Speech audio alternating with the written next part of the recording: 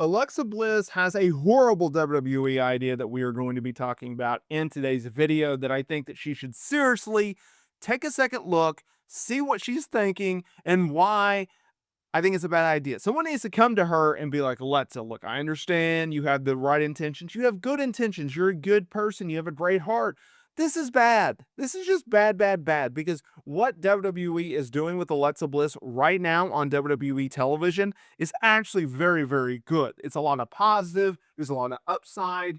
There's actually a ton of upside. Like if you look at where they can go with what she's doing right now with Charlotte Flair, I can't sing their praises high enough, right? Like I don't want this to be all a negative doom and gloom, but like whatever we got to do to get Alexa Bliss out of this headspace, we absolutely do. Because if you look at what Alexa Bliss has done in WWE since returning at the Royal Rumble earlier this year, it's been a lot of ups and downs, roller coaster type of emotions, right? So she returns at the Royal Rumble. It's a big time thing.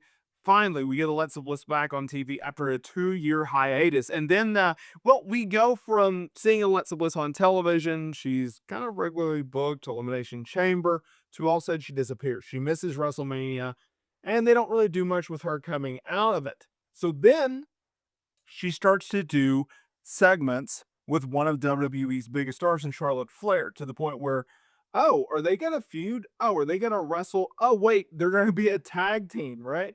So they go and they become our women's tag team champions at SummerSlam, going over Roxanne Perez and Raquel Rodriguez. This is a good thing because not only does it get Alexa Bliss on television on a regular basis, it also gets her on television in a big time situation with a big time star under the bright spotlight that is Charlotte Flair, whether or not you like her or not, right?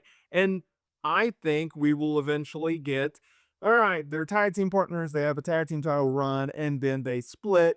One of them turns heel, they work a match, and it elevates Alexa Bliss in a much, much higher level, right? All good things. Now let's get to the bad, right? Because there's been this dark cloud over Alexa Bliss, or this dark cloud connected to Alexa Bliss, however you want to look at it, which is the Wyatt Six. Now, before she returned to WWE TV, there was a lot of speculation. Would WWE pair her with the Wyatt Six once she returns to WWE TV, right? Her connection with Bray Wyatt. The group needs something, right? Because it's lacking, it's not getting over. What if you put her with them and hopefully get them over the hump, right? Well, Alexa Bliss did an interview with Fox News Digital and was asked about potentially becoming a part of the Wyatt Six, given her connection with the late great Bray Wyatt. It would be a logical fit for Bliss, right? And it's something that she remains open to. She said, I always had the same answer to this because I truly believe it. Wyndham always said Alexa and I will be connected. And when that happens and when we reconnect, it's going to be something big. So whether that's with the Wyatt Six or something else, I don't know. Maybe we get a different side of Charlotte Flair. I don't know. It's WWE. You never know what's going to happen. I think it would be something fun to explore at some point. Right now, I'm having a lot of fun tagging with Charlotte and seeing where that dynamic goes. But obviously, I'm still always going to have a piece of Bray with me with the jacket and the skirt and the character and kind of keeping it in the same vein. In that case, that doesn't happen. I think it would be something really cool to see, but you never know. Now, keep in mind that the Wyatt Six consist of Uncle Howdy, which is Bo Dallas, Nikki Cross, Dexter Loomis, Joe Gacy, and Eric Rowan. Now, ironically, at SummerSlam, we actually got to see the Wyatt Six in action. Yay! They worked a TLC match. Now, here's a reason why I think it's a horrible idea. You have Alexa Bliss, who is a actual star. She's over with the fans. She has a connection with the fans. They love her, right? Like Alexa Bliss has a very dedicated and devoted fan support, right? A fan base. So let me get this straight. You have Alexa Bliss, who is over in her own right, who is working with Charlotte Flair, which in turn, she's in a bigger, high-profile situation than she's ever been in since her return to WWE TV.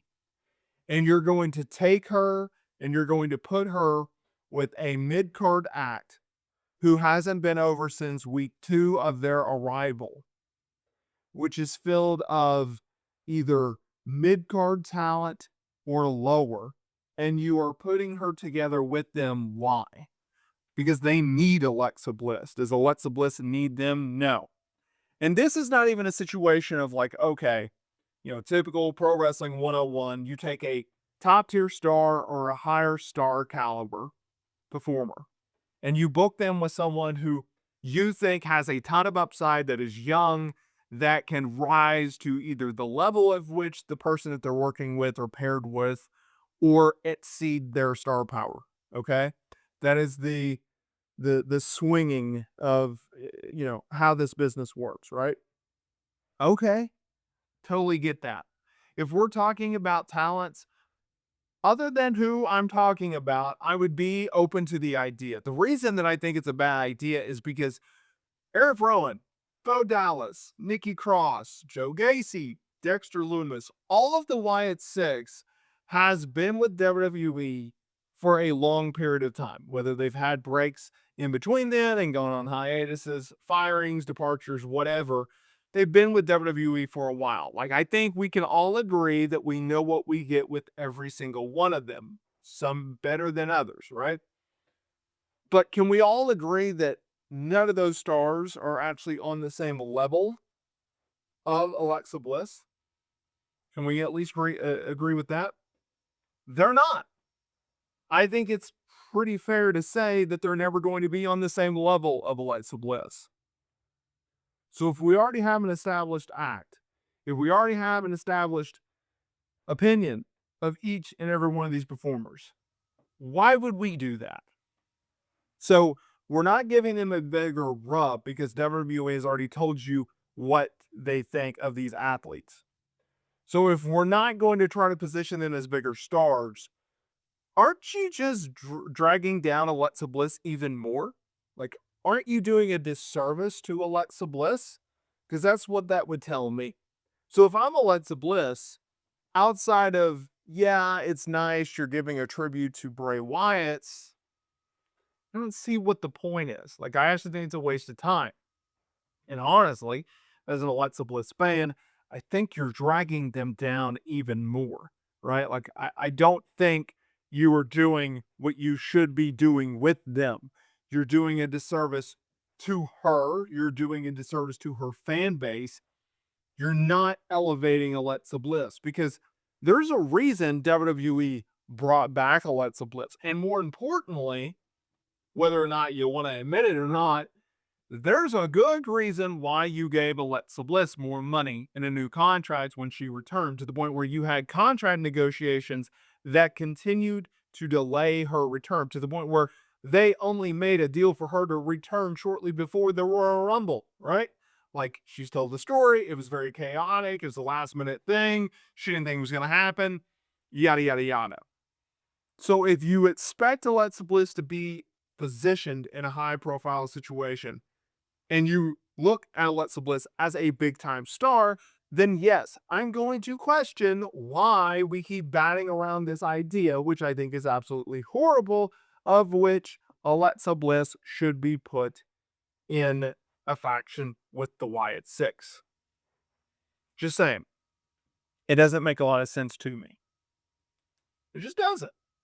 Now, you can agree with that and you can disagree with that, but at the end of the day, that's just my opinion. So I think we should really, really look at this situation, see where WWE could go with her, and more.